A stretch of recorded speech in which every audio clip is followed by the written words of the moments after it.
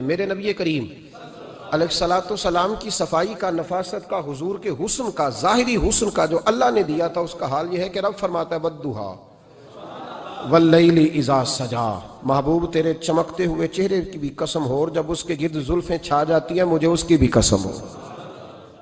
اور حضرت عبداللہ بن رواحہ نبی پاک کے صحابی ہیں، وہ فرماتے ہیں کہ حضور کوئی معجزہ نہ دکھاتے، نہ چاند توڑتے، نہ ڈوبا سورج موڑتے، نہ درختوں سے کلمہ پڑھواتے، کوئی معجزہ نہ دکھاتے، پھر بھی نبی پاک کا چہرہ اتنا خوبصورت تھا کہ لوگوں نے دیکھتے جانا تھا اور کلمہ پڑھتے جانا تھا۔ یہ حضور علیہ السلام کے ظاہری حسن کا حال تھا، لیکن اس کے باوجود اللہ کے محبوب آئینے کے سامنے کھڑے ہو کے کنگھی فرماتے تھے، تیل استعمال فرماتے تھے۔ اللہ کے محبوب علیہ السلام اپنے بالوں کے درمیان سے مانگ نکالتے تھے، آدھے بال ایک طرف ہوتے تھے، آدھے ایک طرف ہوتے تھے، اور صحابہ فرماتے ہیں کئی دفعہ حضور امامہ اتارتے تو ان بالوں کے بیچ جو خوشبو لگی ہوتی اس کا رنگ بھی ہم دیکھا کرتے۔ حضور صاف لباس پسند کرتے تھے۔ ایک شخص کو حضور نے دیکھا، اس نے میلے کچیلے کپڑے پہنے، تو حضور نے ٹھنڈی آہ بھری، فرمایا کاش یہ دھو کے کپڑے پہنتا۔ ایک شخص کو دیکھا بال بکھرے ہیں، کنگھی نہیں کی، تو حضور فرمانے لگے کاش یہ کنگھی کر لیتا۔ نفاست پسند آدمی پہ نا بوجھ بنتا ہے۔ جو آدمی، آپ کو پتہ ہے کہ امام شافعی تو فرماتے ہیں جمعے والے دن غسل کرنا واجب ہے، مت غسل نہ کرے تو جمعہ ہی نہیں ہوگا۔ اگرچہ ہمارے امام صاحب کے نزدیک سنت ہے۔ یہ سنت کب بنا؟ ایک دن نہ بہت سارے لوگ اپنے اپنے کام سے اٹھے مسجد میں آ گئے، مسجد نبوی میں۔ کوئی کسان تھا تو کھیت سے اٹھ کے آ گیا، کوئی مزدور تھا تو مزدوری سے اٹھ کے آ گیا۔ تو مسجد میں جب بہت سارے لوگ جمع ہوئے نا، تو بعض لوگوں کو دقت محسوس ہوئی، تو رسول کریم علیہ السلام نے فرمایا کتنا ہی اچھا ہو کہ تم جمعے والے دن نہا کے آیا کرو۔ بس وہ صحابہ کا مزاج ہمارے والا نہیں تھا کہ تفصیل بتائیں، حکمت بتائیں، ملے گا کیا، ثواب کتنا، نہ نہائے تو گناہ، یہ کوئی نہیں۔ حضور نے کہا کہ نہا کے آؤ تو کتنا ہی اچھا ہے۔ پھر کسی صحابی نے کبھی بھی بغیر غسل کیے جمعہ ادا ہی نہیں کیا۔ کسی نے بغیر غسل کے کبھی جمعہ ادا ہی نہیں کیا نا۔ اسلام بڑا خوبصورت دین ہے۔ حضور نے فرمایا جو کچا پیاز کھائے وہ مسجد نہ آئے، پہلے مسواک کرے، دانت صاف کرے، پھر آئے۔ نبی پاک صلی اللہ علیہ وسلم نے فرمایا جو کچی مولی کھائے مسجد نہ آئے۔ مولی کھانا جائز ہے، پیاز کھانا جائز ہے، لیکن منہ سے بدبو آتی ہے۔ نبی پاک علیہ السلام کا ظاہری حسن کیا بات ہے۔ میلاد مبارکہ میں نبی پاک علیہ السلام کی جو چیز بڑی کھل کے واضح ہوتی ہے وہ رسول اللہ کا حسن و جمال ہے۔ آپ کی والدہ سیدہ طیبہ طاہرہ حضرت سیدہ آمنہ رضی اللہ تعالیٰ، اماں جی کہتی ہیں کہ میرے محبوب جب میرے بطن اقدس میں آئے تو جو تکالیف عورتوں کو ہوتی ہے مجھے ان میں سے کوئی تکلیف بھی نہیں ہوئی، اور اماں جی کہتی ہیں مجھے کبھی کوئی ثقل، کوئی بوجھ محسوس نہیں ہوا، اور فرماتی ہیں کہ جو ولادت کے وقت لوگوں کو، عورتوں کو تکلیف ہوتی ہے مجھے وہ بھی نہیں ہوئی، اور فرماتی ہیں کہ نبی کریم علیہ السلام پیدا ہوئے تو ہمیں حضور علیہ السلام کی ناف کو کاٹنا نہیں پڑا، ناف بریدہ پیدا ہوئے، ختنہ شدہ پیدا ہوئے۔ آپ کو پتہ ہے عورتیں غسل دیتی ہیں بچے کو پیدا ہونے کے بعد، لیکن میرے محبوب نے سجدہ ہی کر لیا پیدا ہوتے ہی، امتی امتی کہتے ہوئے پیدا ہوئے۔ حق نے فرمایا کہ بخشا الصلاۃ والسلام، اور پہلے سجدے پر روز ازل سے درود۔ میرے امام فاضل بریلوی کا جو انداز تکلم ہے نا، اس کی بھی حد ہی کوئی نہیں، کوئی حد ہی نہیں، کہاں تک ان کی محبت جاتی، کہنے لگے پہلے سجدے پہ روز ازل سے درود، یادگاری یہ امت پہ لاکھوں سلام، یادگاری یہ امت پہ لاکھوں سلام۔ بتائیے بغیر وضو کے، بغیر غسل کے سجدہ ہو جاتا ہے؟ تو حضور نے سجدہ کر کے بتایا کہ اللہ نے مجھے پاک صاف پیدا کیا ہے۔ نبی پاک صلی اللہ علیہ وسلم کی والدہ نے جب یہ باتیں ارشاد فرمائیں تو لوگوں نے پوچھا ان سے کہ اماں جی پھر آپ ایک جملے میں بتائیں کہ ماجرا سارا کیا تھا، آخر ایک ولادت تو ہوئی نا، آپ کے وجود اطہر سے ایک بچہ تو نکلا، تو یہ کیا تھا؟ تو سیدہ آمنہ فرمانے لگی خرج منی نور، بس میرے وجود سے ایک نور نکلا ہے، بس میرے وجود سے ایک، اور روشنی آتی جاتی ہے تو کسی کو تکلیف نہیں دیتی، ایک نور نکلا۔ میرے رسول کریم علیہ السلام کو ظاہری حسن بھی کمال دیا، اور پھر حضور کی نفاست پسندی، صفائی پسندی۔ نبی پاک جب بات کرتے تھے نا تو حضور کے دانتوں سے نور نکلتا تھا، اس کے باوجود حضور ہر وضو کے لیے مسواک کرتے۔ میں نے ہر نماز کے لیے نہیں کہا، میں اپنے لفظوں کا ذمہ دار ہوں۔ کس کے لیے بولے آپ حضرات؟ ہر وضو کے لیے، یعنی اگر نبی پاک نے وضو نماز کے لیے کیا تب بھی مسواک کی، اور اگر قرآن شریف کی تلاوت کے لیے کیا تو پھر بھی مسواک کی، کسی اور موقع کے لیے وضو فرمایا تو پھر بھی مسواک کی۔ اور سیدہ عائشہ فرماتی ہے جب بھی حضور گھر سے نکلنے لگتے پہلے مسواک فرماتے، حالانکہ رسول پاک کے دندان اقدس تو نور والے تھے، ضرورت ہی نہیں تھی ہماری تعلیم کے لیے نفاست پسندی. ایک بات میں نے شروع کرنی ہے پر آپ نے ناراض نہیں ہونا، پہلے وعدہ کر لیں. جڑے نہیں بولے انہوں نے کی ارادہ ہے ہو جانا ہے. چلو ہو جائے جی، کوئی گل نہیں، خیر ہے، ہو جائیں آپ ناراض. نبی پاک نے بڑی مونچھیں نہیں پسند کی، حضور کو اچھی نہیں لگتی تھی. ایک بات پوچھتا ہوں آپ سے، یہ درد دل ہے میرا اور صرف سمجھانے کے لیے عرض کر رہا ہوں، کوئی تنقید نہیں. اللہ تعالیٰ مجھے نیت کا وضو عطا کرے. ایک بات بتانا، اگر بہو کھانا پکا کے لائے اور سالن سے بال نکل آئے تو پھر اس کا کیا حال ہوتا ہے؟ کئی تو بوڑھے پلیٹ اٹھا کے دیوار میں مارتے ہیں، ایسا ہی ہوتا ہے نا، یہ کیا ہے؟ اور اگر کبھی روٹی سے نکل آئے تو بیوی صاحبہ کا کیا حال ہوتا ہے؟ یہ کوئی طریقہ ہے کھانا پکانے کا؟ اور اللہ تعالیٰ معاف کرے، اگر کبھی ہوٹل میں چلے جائیں امیر لوگ 15,000 کا ڈنر کرنے، تو وہاں کسی سالن کی پلیٹ سے بال نکل آئے تو پھر تو پیسے کیا دینے ہیں، پھر تو ان کو اور جرمانہ ہو جاتا ہے. یہ تو سارے بال نکل آئے تو مشکل. اور ویسے بھی جو نفاست ہے نا طبیعت کی، اس پر بوجھ بنتا ہے. بال کھانے میں ہو آٹے میں ہو تو بوجھ بنتا ہے. تو بڑی مونچھوں والا دوست بھائی بزرگ جب پانی پیے گا تو بال پانی میں جائیں گے کہ نہیں جائیں گے؟ حکیم اور ڈاکٹر کہتے ہیں کہ کینسر کے مرض کا خطرہ ہے. اب باقی بھی راضی نہ ہو، حضور نے بڑی مونچھیں بھی پسند نہیں کی اور چھوٹی داڑھی بھی پسند نہیں کی. حضور نے فرمایا داڑھیاں بڑھاؤ، مونچھوں کو پست کرو، مشرکین کی مخالفت کرو. اور ایک مقام پہ رسول پاک علیہ السلام نے یہاں تک فرمایا کہ جو مونچھیں پست نہیں کرتا وہ ہم میں سے ہے ہی نہیں.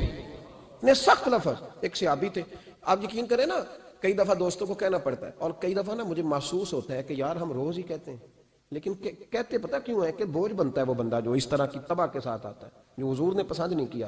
ایک شخص نبی پاک کے سامنے آیا، قاضی عبد الدائم دائم صاحب نے لکھا ہے، بڑی خوبصورت بات لکھی ہے. کہنے لگے حضور کے سامنے وہ اکثر آیا کرتا تھا تو مونچھیں بڑی تھیں، حالانکہ داڑھی بھی بڑی تھی، مونچھیں بھی بڑی تھی. 2-4 دفعہ حضور نے باتوں باتوں میں تحت اللفظ سمجھایا. کچھ بندے نہیں سمجھتے، تحت اللفظ سمجھاؤ یا بڑا کھول کھول کے سمجھاؤ پر بات سمجھنے کو تیار نہیں ہوتے. پتہ نہیں کیا ایسا حسن ہے بھئی، جو حسن نبی پاک نے پسند نہیں کیا وہ کبھی حسن ہو سکتا ہے، کبھی خوبصورتی ہو سکتی ہے. وہ کسی کا ذاتی کلچر تو ہو سکتا ہے پر دین کی تہذیب نہیں. نبی کریم علیہ السلام نے کئی دفعہ سمجھایا تو ان کی سمجھ میں بات نہ آئی. ایک دن وہ بیٹھے ہوئے تو حضور نے ایک صحابی سے فرمایا کینچی لاؤ. کہنے لگے میں سمجھ گیا کہ میرے ساتھ کچھ ہونے لگا ہے. ساتھ ہی حضور نے فرمایا ایک مسواک بھی لانا. کہنے لگے میں نے کہا بچت ہو گئی، میرے تو دانت صاف ہے. تو یہ شاید اس کی بات ہونے لگی ہے جس کے دانت بھی ٹھیک نہیں. دونوں چیزیں جب آ گئی نا تو حضور اٹھے اور نبی پاک نے مسواک ان کے ہونٹوں پہ رکھی. اسی سے آبی ہونٹوں کے اوپر مسواک رکھ کے تو اوپر سے حضور نے مونچھیں کاٹ لی. فرمایا یہ نہ ایسا کرو، یہ چیز مجھے پسند نہیں ہے. حضور نے نفاست پسندی کو. اب تو اللہ تعالیٰ خیر کرے ملانگا آ گئے مارکیٹ میں، ملانگ درویشی فقیری، ان کے پاس رش بھی زیادہ ہے، ان کے درباروں پہ بھی رش زیادہ ہے. جی کہتے ہیں حضرت صاحب درویش آدمی ہے. بھئی روٹی تو پورے ٹائم پہ کھاتا ہے، مونچھیں کٹوانے میں ہی درویش ہو گیا. نہ بال کٹواتا ہے نہ مونچھیں کٹواتا ہے. یہ گرو نانک کی تعلیمات ہیں، یہ نبی پاک کی تعلیم نہیں. وجود کا کوئی بال نہ کٹوانا یہ سکھوں کا طریقہ ہے. مسلمانوں کا یہ انداز، یہ کدھر کی فقیری ہے؟ دین کوئی غلاظتوں والا معاذ اللہ کہ بابا کپڑے نہیں بدلتا، بابا غسل نہیں کرتا، بابا بال نہیں کٹواتا. بابا ہے پاگل ہے. قطعی طور پر کوئی فقیری نہیں. فقیری صرف وہ ہے جو میرے نبی نے کیا ہے صلی اللہ تعالی. اس منبر پر بیٹھنا فقیری ہے چونکہ حضور ہر جمعے بیٹھا کرتے تھے. مصلی پہ نماز پڑھانا فقیری ہے چونکہ حضور ہر جمعے ہر 5 نمازوں کی حضور امامت فرماتے تھے. دین کی تبلیغ کرنا فقیری ہے جو میرے نبی پاک کیا کرتے. خلاف پیغمبر کسے راہ گزیر، وہ فقیری نہیں، وہ تماش بھی نہیں ہے، لوٹنے کا طریقہ ہے. اس کے علاوہ کوئی سٹائل نہیں. فقیری صرف وہ ہے جو رستہ میرے رسول پاک نے ہمیں عطا فرمایا، اس سے ہٹ کر کوئی فقر نہیں. میری بات کی سمجھ آ گئی آپ حضرات کو؟ نبی پاک علیہ السلام صاف لباس، اچھے کپڑے، اجلا انداز. اچھا جو بات جہاں میں لے کے جانا چاہ رہا ہوں اس کو سمجھیں. ایک آدمی ظاہری طور پر بڑا خوبصورت ہو پر کپڑے میلے کچیلے پہنے، وہ بھی بندہ اچھا نہیں لگتا. ظاہری بھی حسن ہو، کپڑے بھی اس کے صاف ہوں، لیکن بولے سخت، باتیں ترش کرے، تلخ جملے بولے تو اس کی بھی ساری پرسنالٹی ڈیمیج ہو جاتی، ختم. بڑا اچھا آدمی تھا، بڑا نورانی چہرہ تھا، بڑی خوبصورتی تھی، بڑا صاف ستھرا تھا، بڑا پاکیزہ تھا، کپڑے بھی بڑے خوشبو والے پہنے ہوئے تھے، بڑے صاف ستھرے لباس میں ملبوس تھا. لیکن جب اس نے بات شروع کی اور بزرگ تھا، سفید داڑھی تھی، معاذ اللہ تعالیٰ کسی بچے کو گالی دے دی، اچھا لگتا ہے؟ مجھے بتائیں اس کے پاس بیٹھنے کو دل چاہتا ہے؟ اس کی ساری پرسنالٹی جو ہوتی ہے وہ خراب ہو جاتی ہے. شخصیت کا جو ایک بھرم ہوتا ہے وہ ٹوٹ جاتا ہے. ایک روایت میری نظر سے گزری اور کیا ہی انداز ہے، امام زرقانی نے لکھی. ایک صحابی ہیں حضرت ابو کرسافہ رضی اللہ تعالیٰ عنہ، حضرت ابو کرسافہ رضی اللہ تعالیٰ عنہ فرماتے میں چھوٹا تھا، میری اماں اور میری خالہ مجھے ساتھ لے گئیں. میں نے کہا کہاں جانا ہے؟ کہنے لگے آؤ نبی پاک کا کلمہ پڑھنے جانا ہے. پڑھیے درود شریف صلی اللہ، سارے پڑھیے، پھر پڑھیے ایک دفعہ صلی اللہ تعالیٰ علیہ. حضور کا ذکر ہو تو فوراً درود پڑھنا چاہیے. نبی کریم علیہ السلام کی بارگاہ میں نا میری خالہ اور میری اماں دونوں مجھے ساتھ لے گئیں کلمہ پڑھنے. کہتے ہیں جب ہم حضور کی بارگاہ میں پہنچے، کلمہ پڑھا، واپس آئے تو میری اماں اور میری خالہ آپس میں بات کرنے لگیں. میری خالہ کہنے لگی تو نے دیکھا ہے ان کا بولنا کتنا مزیدار تھا. میری خالہ کہنے لگی تو نے تو وہ دیکھا ہے لیکن وہ جو غلام آیا تھا اس کے ساتھ ان کا رویہ کتنا پیارا تھا. تو نے دیکھا جب وہ کھانا کھا رہے تھے تو پہلا خیال انہوں نے ہمارا کیا. بار بار وہ ان کا ذکر کرتی، کہتے آپس میں حضور کی شانیں بیان کرتی، میری اماں بھی میری خالہ بھی. بالآخر بات لمبی ہو گئی تو میری اماں بولی، کہنے لگی بس کر، ہم کتنی عظمتیں بیان کریں گے، مجھے تو 3 باتیں سمجھ میں آئی ہیں. کتنی؟ 3 باتیں مجھے سمجھ میں آئی ہیں. کہا وہ کیا؟ تو کہنے لگی ما رأینا مثل حاضر الرجل احسن وجہا ولا القا صوبا ولا البنا کلاما. کہنے لگی مجھے تو 3 باتیں سمجھ میں آئی ہیں کہ نہ اتنا خوبصورت چہرے والا کوئی شخص دیکھا ہے، اور نہ اتنے صاف کپڑوں والا کو دیکھا ہے، اور نہ ہی اتنی میٹھی بولی بولنے والا کوئی دیکھا ہے. تینوں باتوں کی کمال ہے. ظاہری حسن بھی کمال، کپڑوں کی صفائی بھی کمال، اور رسول پاک کا بولنا بھی کمال، لب و لہجے میں مٹھاس بھی خوبصورتی والی.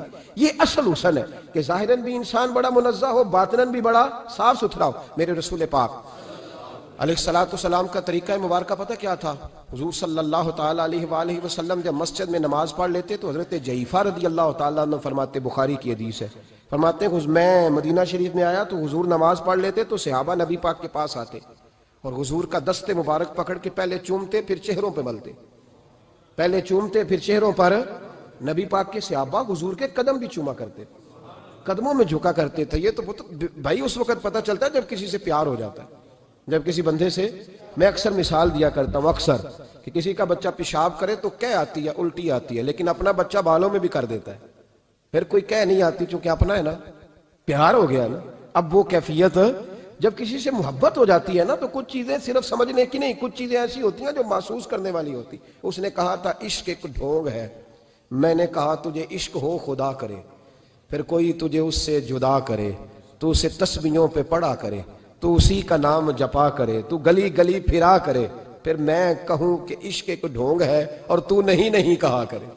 پھر میں کہوں کہ عشق ایک ڈھونگ ہے اور تو، اس نے کہا تھا عشق ایک ڈھونگ ہے تو میں نے کہا تجھے عشق ہو خدا کرے. بھائی یاد رکھو جب انسان کو محبت ہوتی ہے تو پھر اس کے انداز بدل جاتے ہیں، اس کے طور طریقے تبدیل ہو جاتے ہیں. وہ میں اکثر ایک بات کہا کرتا ہوں، میں کہتا ہوں بچہ باہر سے برگر کھا کے آ جاتا ہے رات کو، اماں کہتی بیٹے روٹی کھا لو، کہنا تو گوبھی پکائی میں نہیں کھانی، حالانکہ برگر کھا آیا ہے، دور سے کھا آیا ہے. تو اماں اس کو کہتی ہے پھر میں سویاں نہ بنا دوں تھوڑی سی اپنے بیٹے کو، فٹافٹ چاول نہ تجھے ابال دوں، ساتھ میں باریک دال بنا دیتی. کہتا نہیں میری مرضی کا پکاتے ہی نہیں، میں نے نہیں کھانا. ایسے اب ابا جو ہے نا، ابا وہ اماں کو سمجھا رہا، کہتا چھڈ پر بھوک لگے گی تو آپ ہی کھا لے گا، تھوڑا ایڈی ٹینشن ہے ایویں پہ تینوں ستاندا ہے. اماں کیا کہتی ہے؟ کہتی نہیں مجھے نیند نہیں آ رہی، کھائے گا تو سکون آئے گا. اب اس کو آپ لاکھوں دلیلیں دیں کہ سیاںا بیان ہے، بچہ نہیں ہے، 22 سال کا ہے، 24 سال کا، چھوڑ تو کیا کر رہی ہے. لیکن اماں کو کوئی سمجھا سکتا؟ کیوں نہیں سمجھا سکتا کہ اسے اپنے بیٹے سے پیار بڑھائے. وہ کیا کرے، وہ مجبور ہے، اس کے دل کی کیفیت اس طرح کی ہے کہ کوئی دنیا کی طاقت اسے سمجھا سکتی، سوال ہی نہیں پیدا ہوتا کوئی اسے سمجھا سکے. یہ ممکن کیسے ہو، کیسے سکتا ہے؟ یہ محبت ہے. میرے رسول پاک علیہ السلام کے صحابی حضرت جعفہ فرماتے ہیں میں حضور کی بارگاہ میں آیا تو صحابہ کیا کرتے؟ نبی پاک کا دست مبارک پکڑتے، پہلے چومتے پھر چہرے پہ ملتے. بخاری ہے. فرماتے میں نے کہا یہ کیا کر رہے ہیں؟ پھر اچانک میرا بھی دل کیا ذرا کر کے تو دیکھو، کچھ چیزیں چکھنے پہ پتہ لگتا ہے کتنی مزیدار ہے. کہتے میں بھی قریب گیا، حضور کے دست مبارک میں نے ہاتھ ڈالا. فرماتے ہاتھ پکڑا ہی تھا کہ نبی پاک کا ہاتھ برف سے بھی زیادہ ٹھنڈا. فرماتے ہیں پھر میں نے پکڑ کے چہرے پہ ملا تو کستوری سے زیادہ خوشبو آ رہی تھی دست مبارک. فرماتے ہیں اب میرا چھوڑنے کو دل ہی نہیں کر رہا تھا، اب میری طبیعت نہیں مان رہی تھی. میرے نبی کریم علیہ السلام اللہ کی دلیل ہیں، ہر پاکیزگی، ہر حسن، ہر کیف اللہ نے اپنے رسول کو عطا فرمایا. دنیا کی جتنی غلاظتیں تھیں جب کوئی حضور کے قریب جاتا تھا تو ساری غلاظتیں دور ہو جاتی. کما ارسلنا فیکم رسولا منکم یتلو علیکم آیاتنا ویزکیکم. اللہ فرماتے ہیں میرے محبوب تم پر میری آیتیں پڑھیں گی اور تمہیں پاک فرما دیں گے. تمہاری ساری ناپاکیاں نبی پاک دور کر دے، ہر غلاظت تم سے دور ہٹ جائے۔ ایک صحابی ہیں حضرت شیبہ بن عثمان رضی اللہ تعالی عنہ، وہ کہتے ہیں میرے والد کو اور میرے چچا کو مسلمانوں نے احد میں قتل کر دیا تھا، میرے دل میں بڑا غصہ تھا، بڑا جلال تھا کہ کبھی مجھے موقع ملے تو میں بدلہ لوں گا۔ کہتے ہیں فتح مکہ کے بعد نبی پاک علیہ السلام حوازن کی جنگ کے لیے نکلے، مجھے پتا چلا حضور جا رہے ہیں، تو میرے اندر شعلے بھڑک رہے تھے انتقام کے۔ روز میں منصوبہ بندی کرتا، پلاننگ کرتا کہ کسی طریقے سے میں ان تک پہنچوں گا اور بدلہ لوں گا۔ کہتے ہیں نبی کریم علیہ السلام نا حوازن کے لیے پہنچ چکے تھے، فرماتے میں بھی جنگ میں جا کے شریک ہو گیا، اور میں نے طریقہ اس طرح کا اختیار کیا کہ کسی طریقے میں حضور تک پہنچ جاؤں۔ سمجھ آ رہی ہے میری بات کی؟ نبی کریم علیہ السلام تک کسی طریقے پہنچ جاؤں۔ فرماتے ہیں لڑتے لڑتے، لڑائی کے دو طریقے ہوتے تھے، کبھی تو ایسے ہوتا تھا کہ ایک دو آدمی مل کے آپس میں لڑتے تھے، پھر گمسان کا رن پڑتا تھا، گھمبیر ہو جاتی تھی جنگ، سمجھ نہیں آتی تھی تیر کہاں سے آیا، نیزہ کہاں سے آیا۔ فرماتے جب گمسان کا رن پڑا نا، مجھے موقع مل گیا، میں حضور کے قریب پہنچ گیا۔ حضرت شیبہ بن عثمان رضی اللہ تعالیٰ عنہ کہتے جب میں پہنچ گیا تو میں نے نا دیکھا کہ اب حضور کے قریب لوگ نہیں ہیں۔ فرماتے میں نے نا فوراً تلوار اٹھائی، تلوار اٹھا کے میں حضور کو معاذ اللہ شہید کرنے ہی لگا تھا کہ ایک نور چمکا حضور کے سامنے۔ پڑھیے درود صلی اللہ علیہ وسلم۔ کہتے ایک نور چمکا، اتنی تیزی تھی اس نور میں کہ میری آنکھیں بند ہو گئی، میرے ہاتھ سے تلوار گر گئی، آنکھیں چندھیا گئی میری۔ فرماتے تلوار میرے ہاتھ سے چھوٹ گئی۔ اب جب وہ روشنی مدھم ہوئی نا تو میں نے دیکھا نبی پاک سامنے کھڑے مسکرا رہے ہیں۔ میں نے کر دیا، آپ نے سن لی، ذرا دیکھو تو صحیح، جو تلوار لہرائے اسے دیکھ کے بھی کبھی کو مسکرایا ہے؟ جس نے تلوار ہی لہرا دی، جو شہید کرنے ہی لگا تھا، پہنچ گیا تھا۔ لیکن یہ اخلاق میرے رسول پاک کا ہے صلی اللہ اعلیٰ حضرت فاضل بریلوی کا ایک شعر میں نے پڑھا۔ کئی کچھ چیزیں ایسی ہوتی ہیں جو بس نا وہ آتی تو سامنے ہیں لیکن وہ اتنا لطف دے جاتی ہیں کہ ٹھنڈا ہو جاتا ہے مزاج۔ رات کو میں شعر پڑھ رہا تھا اعلیٰ حضرت کا فاضل بریلوی رحمت، اور میں نے شعر پڑھا تو مجھے اچھا لگا سنانا۔ ایک دوست کو میں نے فون کیا، میں نے کہا یار ذرا شعر تو سن لے، یہ پہلی دفعہ نظر سے گزرا ہے، ابھی سیدھا سادہ لیکن روح تک اتر گیا۔ اعلیٰ حضرت فرمانے لگے نبی پاک کے بارے میں، فرمانے لگے سیدھی سیدھی روش پر کروڑوں درود، سیدھی سیدھی روش پر، بالکل سیدھی ہے حضور کی باتیں، کسی پیچیدگی کی ضرورت نہیں۔ کہنے لگے سیدھی سیدھی روش پر کروڑوں درود، سادی سادی طبیعت پہ لاکھوں سلام، سادی سادی طبیعت پہ سیدھی سیدھی روش پر کروڑوں درود اور سادی سادی طبیعت پہ لاکھوں سلام۔ میرے نبی کریم صلی اللہ علیہ وسلم مجھے دیکھ کے مسکرائے، اور فرمایا جب حضور مسکرائے نا تو میں نبی کریم علیہ السلام کو دیکھ کے حیران ہوا کہ میں نے تلوار تانی تھی اور حضور نے مسکرانا شروع کیا۔ فرماتے اب حضور نے مجھے بلایا، آواز کے ساتھ نہیں بلایا، حضور نے اشارہ کیا یوں کر کے، فرمایا ادھر آؤ نا۔ فرماتے مجھے اب یہ بھی سمجھ نہیں آئی کہ کس نے مجھے اٹھا کے حضور کے قریب کر دیا۔ فرماتے میں نبی کریم کے قریب گیا تو حضور نے میرے دل پر 3 تھپکیاں دی۔ ایک تھپڑ ہوتا ہے، ایک تھپکی ہوتی ہے، پتہ ہے نا فرق کا؟ ایک تھپڑ کو مارے تو جلال آتا ہے اور تھپکی دے تو پیار آتا ہے۔ کہتے ہیں حضور نے 3 تھپکیاں دی اور دی بھی میرے دل پر، ایک پھر 2 پھر 3۔ کہتے ہیں پہلی تھپکی دی تو میرے اندر سے کفر نکل گیا، دوسری تھپکی دی تو میرے اندر ایمان داخل ہو گیا، اور تیسری تھپکی جب نبی پاک علیہ السلام نے دی تو مجھے ہر چیز سے بڑھ کر رسول اللہ سے پیار ہو گیا، محبت ہو گئی نبی کریم سے۔ آپ فرماتے ہیں اب حضور نے نا فوراً میرے ہاتھ میں تلوار تھمائی، فرمایا پہلے تو ہمارے خلاف لڑ رہا تھا، تلوار پکڑ، اب ہماری طرف سے لڑ، تلوار پکڑ اور لڑ۔ آپ فرماتے ہیں میں اتنا لڑا کہ جو حضور کا دشمن سامنے آتا میں گلا کاٹ دیتا، جو آتا میں اس کے ٹکڑے کر دیتا۔ فرماتے ہیں پہلے میں باپ کا بدلہ لینے آیا تھا، اور اب میرا یہ حال ہے کہ اگر میرا باپ بھی سامنے آئے گا تو میں اس کا بھی گلا کاٹ دوں گا، لیکن حضور کے قریب کسی کو جانے نہیں دوں گا۔ حضرت شیبہ بن عثمان کہتے ہیں جنگ ختم ہو گئی، حضور خیمے میں گئے، میں بھی گیا۔ اب نبی پاک لوگوں سے باتیں کر رہے ہیں، حضور لوگوں سے باتیں کر رہے ہیں، میں ایک کونے میں بیٹھا سوچ رہا ہوں کہ میں تو بدلہ لینے آیا تھا، یہ میرے ساتھ ہوا کیا؟ حضور لوگوں سے باتیں کرتے جا رہے ہیں، میں سوچتا جا رہا ہوں کہ میں تو انتقام لینے آیا، یہ کیا معاملہ ہوا؟ کہتے ہیں محبوب نے اچانک میری طرف نظر اٹھائی اور فرمانے لگے شیبہ ایک ارادہ تو نے کیا تھا جو غلط تھا، اور ایک ارادہ میرے رب نے کیا ہے اور تیرے اوپر فضل فرما دیا ہے۔ فرماتے حضور نے اب مجھ سے فرمایا کوئی خواہش ہو تو بتاؤ، مانگ لو کچھ مانگنا ہے تو۔ میں نے عرض کی یا رسول اللہ میری بخشش کی دعا کر دیں، بڑا میرا خوفناک ماضی ہے، میں اسلام کا بڑا دشمن رہا ہوں، حضور دعا کر دیں یاد ماضی عذاب ہے یا رب، چھین لے مجھ سے حافظہ میرا، یا رسول اللہ بڑے گناہ ہیں میرے، دعا کر دیں۔ کہتے ہیں میں نے دعا کے لیے کہا اور حضور پھر دوسرے لوگوں سے باتیں کرنے لگے، کبھی اس سے کبھی اس سے کبھی اس سے۔ میں سوچنے لگا کہ میری بات کا کوئی جواب ہی نہیں آیا۔ جب تو 3 بار میں نے سوچا تو میرے کریم نے پھر توجہ میری جانب کی اور فرمایا تو نے بخشش کی دعا کا کہا تھا، میں نے سن لیا ہے، رب کریم نے تیری بخشش فرما دی ہے، اللہ نے تجھے بخش دیا ہے، تیری خطائیں رب کریم نے معاف کر دی۔ نبی پاک کے دست مبارک کی برکت، رسول پاک۔ ایک صحابی تھے حضرت فرقد ان کا نام تھا رضی اللہ تعالی۔ پہلے نا میں جب گفتگو کیا کرتا تھا نا تو میں صحابہ کا نام نہیں لیتا تھا، میں کہتا تھا ایک صحابی فرماتے ہیں، چونکہ صحابہ کے نام مشکل تھے، لوگوں کو یاد نہیں رہتے۔ ایک دن میرے دل میں خیال آیا کہ نام لیں گے نہیں تو انہیں آئیں گے کیسے، چلو خود کسی کو یاد ہو جائے گا۔ تو مجھے اچھا لگا، پچھلی دفعہ میں نے حضرت سعد بن ناجیہ کا نام لیا تو مجھ سے میرے دوستوں نے کہا ذرا لکھ کے دیں کیا نام تھا۔ مجھے خوشی ہوئی کہ یار اگر یہ لفظ کہے جائیں گے تو لوگوں کو دلچسپی ہوگی۔ حضرت فرقد ایک صحابی تھے اور یہ وہ صحابی ہیں جنہوں نے حضرت عمر کے زمانے میں موصل کا علاقہ فتح کیا تھا، بڑے دلیر تھے، ان کی 4 بیویاں تھیں۔ وہ کہتے ہیں جب بھی یہ گھر میں آتے تو خوشبو اتنی اعلیٰ لگا کے آتے کہ ہم حیران ہو جاتی۔ عورتیں زیادہ تیاری کرتی ہیں نا مردوں سے کہ نہیں؟ کیا آج کل مرد زیادہ کرتے ہیں؟ چلو میں درد چھوڑو، میں اپنی اصلاح کرنا، تسی دوواں گلاں تے انجن کیتا ہے، اب پتہ نہیں سچ کیا ہے، کون زیادہ تیاری کرتا ہے؟ چلو بیٹھے جو مرد نے، ویسے میرے پاس جو اخباری تراشے ہیں ان میں یہ لکھا ہے کہ آج کل مردوں کے میک اپ پہ زیادہ خرچ آنے لگا ہے، یہ تحقیقی رپورٹ ہے۔ اور پاکستان میں سب سے زیادہ جو اخراجات ہیں وہ میک اپ کے سامان کے ہیں۔ پہلے لڑکیاں بیوٹی پارلر جاتی تھی، اب لڑکے بھی جاتے ہیں۔ پہلے صرف دلہن جاتی تھی، اب سارا خاندان جاتا ہے۔ اللہ تعالیٰ معاف کرے۔ اس کے باوجود بڑی غربت ہے ملک میں، پریشانی بھی بڑی ہے، اس کے علاوہ ہمیں غریبوں کا درد ہے، اس کے باوجود ہم لوگوں کی مدد کرنا چاہتے ہیں۔ پتہ نہیں کیا ترجمہ کیا ہم نے غریب پروری کا، کیا معنی بنایا، اللہ ہی بہتر جانتا ہے کہ وہ چیزیں جن کی بالکل حاجت نہیں، بالکل ضرورت نہیں، ان پر لاکھوں لٹا کے کہتے ہیں وہ دیکھو بیچارے کو روٹی نہیں مل رہی۔ تو بھائی آپ مہربانی کرتے خالی کنگھی کر لیتے، باقی پیسے غریب کو دے دیتے۔ لیکن چلے معیار ہے نا ہمارا، اپنا معیار ہے، اس پر میں جاتا نہیں، بات نہیں کرتا۔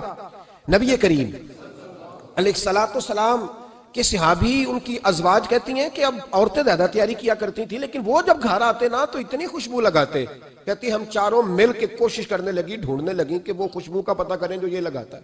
ہم نے بازار سارے تلاش کر لیے۔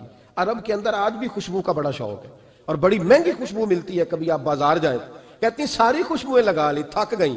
ایک دن چاروں سوتنے مل کے بیٹھی، کہنے لگی ہم نہیں اس کا مقابلہ کر سکتے، آج پوچھ ہی لے کہاں سے خوشبو لگاتا ہے، پوچھ ہی لیتے ہیں، چلو بات ہی ختم ہو جائے، پوچھ لیں۔ یہ ہم جتنی مرضی اعلیٰ لگائیں، جب یہ آ جاتا ہے نا، کچھ لوگ میرے محفل ہوتے ہیں، جہاں آ جاتے ہیں وہاں چھا جاتے ہیں، تو یہ جب آتے ہیں تو چھا ہی جاتے ہیں۔ کیا کریں، اس طرح کا میرے محفل ہے، کیا کریں اس کا؟ فرمانے لگی ایک دن چاروں سوتنوں نے مل کے ان کو بٹھا لیا، کہنے لگی بتاؤ تو صحیح خوشبو کون سی لگاتے ہو؟ کہنے لگے کوئی بھی نہیں، کبھی لگائی نہیں، آج تک نہیں لگائی۔ تو کہتے ہیں بیویاں کہنے لگی صحابہ تو غلط بیانی نہیں کرتے، پر آپ کیا بات کر رہے ہیں، یہ کیسے ہو سکتا ہے کہ آپ آتے ہیں تو ہم حیران ہو جاتی ہیں۔ فرمانے لگے جس دن کی تم لگی ہوئی ہو نا میری خوشبو کا مقابلہ کر دے، مجھے پہلے دن کا پتہ ہے۔ تو میں نے کہا چلو زور لگا ہی لیں، دیکھ ہی لیتے ہیں کہاں تک بات جاتی ہے تمہارے پاس، جتنا زور لگا لو۔ بہرحال میں اللہ کی قسم اٹھا کے کہتا ہوں کبھی نہیں لگائی۔ تو بیویاں کہنے لگی پھر بتا تو صحیح، تو ایک دلیر آدمی ہے، اور جو دلیر لوگ ہوتے ہیں وہ خوشبوؤں کے اور کپڑوں کے اور ان چیزوں میں زیادہ وقت نہیں لگاتے، ان کے تو مشن اور طرح کے ہوتے ہیں۔ آپ تو مجاہد قسم کے آدمی ہیں، پر ہر وقت خوشبو آتی ہے۔ تو حضرت فرقد رو پڑے، کہنے لگے بیمار ہو گیا تھا، لاچار ہو گیا، حکیموں طبیبوں نے انکار کر دیا، وجود پر میرے آبلے نکل آئے، پھنسیاں بن گئی، ان میں پیپ بھر گئی، بیٹھ نہیں سکتا تھا، اٹھ نہیں سکتا تھا۔ جب تھک گیا نا تو دروازہ رسول پہ چلا گیا، جب تھک گیا طبیبوں کا، تھکایا ستایا حضور کی بارگاہ میں، کہا محبوبہ دیکھے تو صحیح میرا کیا حال ہے۔ حضور ذرا دیکھ کے، چل نہیں سکتا، سو نہیں سکتا، بیٹھ نہیں سکتا، تیرے علاوہ غم کسے بتاؤں؟ کہتے ہیں حضور نے فرمایا 70 ڈھانپ لے، باقی سارے کپڑے اتار دے۔ 70 ڈھانپ لے، کہتے ہیں ٹخنوں سے لے کر ناف تک میں نے 70 ڈھانپ لی، باقی سارے کپڑے اتارے۔ حضور کیا کریں گے؟ فرماتے ہیں نبی پاک نے دست مبارک اٹھایا، برف سے ٹھنڈا، کستوری سے زیادہ مہکنے والا، فرماتے ہیں پورے وجود پر میرے حضور نے دست مبارک ایک دفعہ لگا دیا، اب جدھر جدھر سے گزرتا ہوں ساری دنیا خوشبو سے بھر جاتی ہے۔ یہ نبی پاک کا دیا ہوا نور ہے، یہ حضور کی عطا کردہ شفا ہے، یہ رسول پاک کے حسن کی خیرات ہے۔ ایک شاعر نے ایک فکرہ کا کمال کر دی، کہنے لگا ظلمت کو ان کے نور نے کافور کر دیا، جس پر پڑی نظر اسے بھی نور کر دیا۔ رسول پاک علیہ السلام کے دست خیر میں وہ برکات تھیں۔ حسن کی دو قسمیں ہوتی ہیں، ایک حسن ہوتا ہے ملمہ سازی والا، بیوٹی پارلر والا، ایک حسن ہوتا ہے باطن کا۔ بچے پتہ کیوں خوبصورت ہوتے ہیں؟ اس پر علماء مناطق نے بحث کی ہے، محدثین نے لکھا ہے۔ بچہ گدھے کا بھی ہو تو پیارا لگتا ہے، چھوٹا بچہ اگر اس کا رنگ بہت گورا نہ بھی ہونا، صرف چھوٹا ہو، وہ پیارا لگتا ہے، اس میں ایک جاذبیت ہوتی ہے۔ اس پر ہمارے مفسرین نے، محدثین نے، علماء مناطق نے ایک بحث کی ہے۔ وہ کہتے ہیں اصل بات یہ ہے کہ بچے جھوٹ نہیں بولتے، بددیانتی نہیں کرتے، دھوکہ نہیں کرتے۔ یہ جو اندر کی عیاریاں ہوتی ہیں نا، چہرہ بھی خطرناک کر دیتی ہیں، اور جب اندر حسن ہوتا ہے تو باہر بھی حسن ہی ہوتا ہے۔ بچے میں کوئی مکاری عیاری نہیں ہوتی، فساد نہیں ہوتا، نیت میں فطور نہیں ہوتا، کسی کو لوٹنے کا ارادہ نہیں، کسی کو شیشے میں اتارنے کا پروگرام نہیں بتاتا۔ بچہ چرب زبان نہیں ہوتا، اس کو طریقہ نہیں ہوتا، وہ لوگوں کو قائل کرنے کے ہر وقت دوڑتا نہیں، الٹی سیدھی گیمیں نہیں چلاتا، کیونکہ اندر حسن ہوتا ہے تو وہ حسن اس کے چہرے پر معصومیت بن کے آتا ہے۔ سمجھ آ رہی ہے میری بات کی؟ اس کی دلیل میرے رسول پاک علیہ السلام نے بخاری میں فرمایا اللہ کا ولی وہ ہے جس کا چہرہ دیکھو تو اللہ یاد آ جائے۔ اب یہاں یہ نہیں فرمایا گورا چٹا ہو، خوبصورت ہو، بس اس کے چہرے میں معصومیت ہوتی ہے، وہ سچا ہوتا ہے، وہ کھرا ہوتا ہے، اس کا حسن چہرے پہ آتا ہے۔ میرے رسول کریم علیہ السلام کا جو حسن تھا نا، وہ اندر کی صداقت کی روشنی تھی، وہ اندر کے کیف کا نور تھا جو حضور کے چہرے پر عیاں ہوتا تھا۔ اس لیے نبی پاک کا چہرہ جو تھا وہ آنکھیں چدھیاتا نہیں تھا، بلکہ آنکھوں کو اچھا لگتا تھا۔ شاہ عبد الرحیم صاحب محدث دہلوی شاہ ولی اللہ صاحب کے والد ہیں، اور ہمارے بر صغیر پاک و ہند میں جتنے بھی مسالک ہیں یہ سارے شاہ ولی اللہ صاحب کے شاگرد بنتے ہیں۔ وہ کہتے ہیں میرے ابا جی نے خواب دیکھا اور خواب میں انہیں رسول اللہ کا دیدار نصیب ہوا۔ تو نبی کریم علیہ السلام کی بارگاہ میں شاہ ولی اللہ صاحب کے ابا جی کہنے لگے حضور ایک بات بڑی اڑ گئی ہے میرے دل میں، بڑی، تو کتابوں سے جواب نہیں ملا، آج رب کریم نے موقع دیا ہے اس سوال کا جواب۔ تو عبد الرحیم پوچھو کہ یا رسول اللہ حضرت یوسف کا حسن دیکھ کے لوگوں نے انگلیاں کاٹ لی، پر آپ کو تکنے والے تکتے ہی رہے، کوئی بھی ہوش نہیں ہوا، کسی نے انگلی نہیں کاٹی۔ تو کہتے ہیں محبوب نے فرمایا عبد الرحیم رب کریم نے اپنی غیرت کے ساتھ میرے حسن پر 70,000 پردے ڈالے، یہی بہتر ہے کہ پردوں میں وہ پردہ پوش رہے، وہ اگر پردے اٹھا دے تو کسے ہوش رہے۔ فرمایا 70,000 پردوں میں چھپا ہوا حسن ہے، ورنہ کسی کی طاقت تھی کوئی بات کر سکتا، جرت تھی کسی شخص کی؟ میرے حبیب پاک سید عالم حضرت عبداللہ ابن سلام رضی اللہ تعالیٰ عنہ اہل یہود کے بڑے عالم تھے۔ فرماتے ہیں میں تورات زبور انجیل کا جاننے والا تھا۔ جس دن حضور مدینہ طیبہ ایک قصوہ نامی اونٹنی پر بیٹھے تھے، میں حضور سے مناظرہ کرنے، بحث کرنے آیا، میرے ساتھ میرے شاگرد تھے، ارادہ تھا بحث کروں گا، نبی پاک کو بڑے معاذ اللہ کڑوے کڑوے سوال کروں گا۔ کہتے ہیں حضور بیٹھے تھے قصوہ نامی اونٹنی پہ اور گردن مبارک جھکی ہوئی، ہونٹوں پر حضور کے زیر لب ہلکی سی مسکراہٹ تھی۔ نبی پاک تھوڑا بولتے تھے پر جتنا بولتے تھے وہ دلوں میں اترتا جاتا تھا۔ فرماتے ہیں میں جب گیا نا، میرے شاگرد ساتھ تھے، مناظرہ کرنے گیا، مناظرہ، شاگرد ساتھ تھے۔ فرماتے ہیں میں بڑے سوالات تیار کر کے گیا، پر حضور گھوڑے پہ بیٹھے تھے۔ دو باتیں میں نے سنی، حضور نے فرمایا رشتہ داروں سے اچھا سلوک کرو، اپنے غلاموں کا خیال کرو۔ کہتے ہیں وہ شاگرد مجھے دھکے دینے لگے، کہنے لگے چلو استاد جی آگے ہو، کرو سوال، چلو نا آگے بڑھو نا آگے۔ یہ کئی دفعہ نعرے لگانے والے بھی مروا دیتے ہیں نا، چلو نا چلو آگے، چلو بڑھو آگے، کرو بات، آؤ نا۔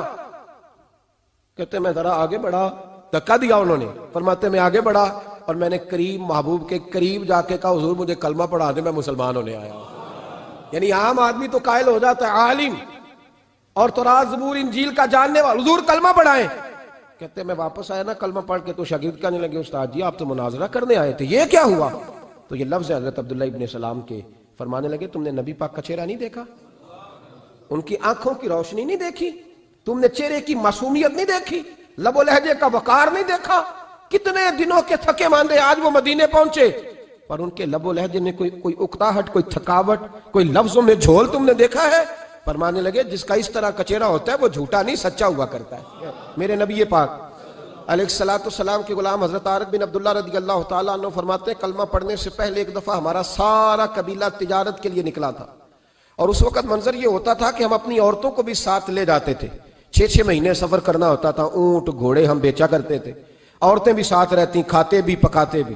کہتے ہیں ایک سفر سے ہم واپس آ رہے تھے تو مدینے کے باہر صحرا میں ہم نے پڑاؤ کیا، اکیلے رسول پاک صلی اللہ ہو، پھر ایک دفعہ پڑھیے گا، ایک دفعہ پھر کہیے گا صلی اللہ تعالی علیہ وسلم. کہتے ہیں نبی پاک تنے تنہا اکیلے حضور نہ سیر کرتے کرتے کرتے کرتے ہمارے قافلے کے پاس سے گزرے, خیمے لگے تھے, پڑاؤ کیا, محبوب تشریف لے آئے.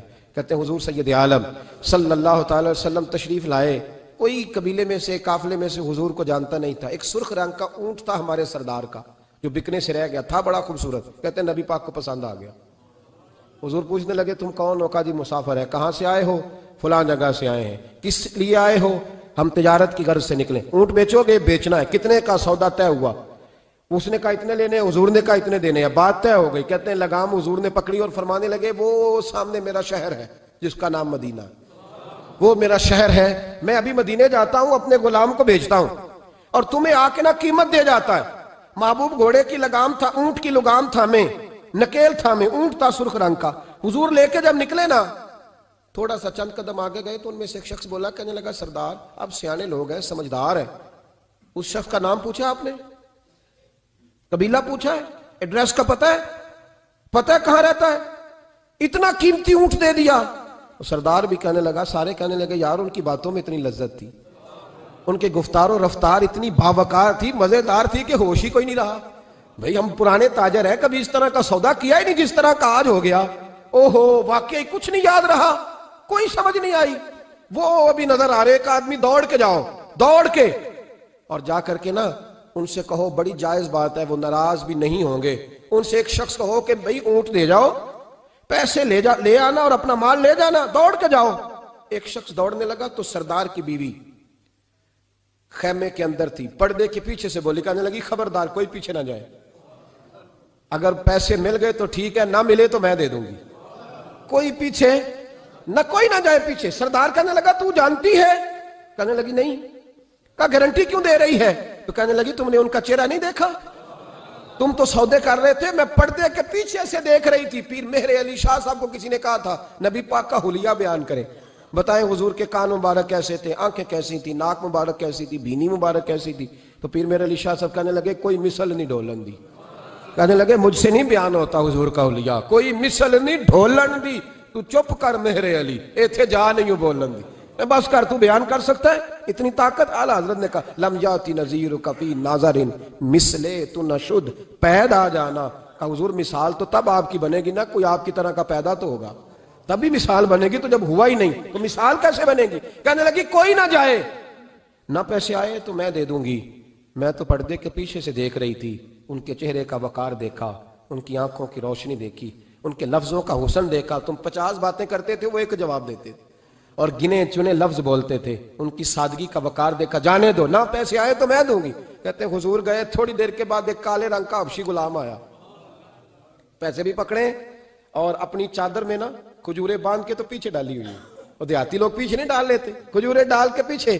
کہتے ہیں وہ آئے اور ان کے آنے کا انداز بھی بڑا نرالا تھا.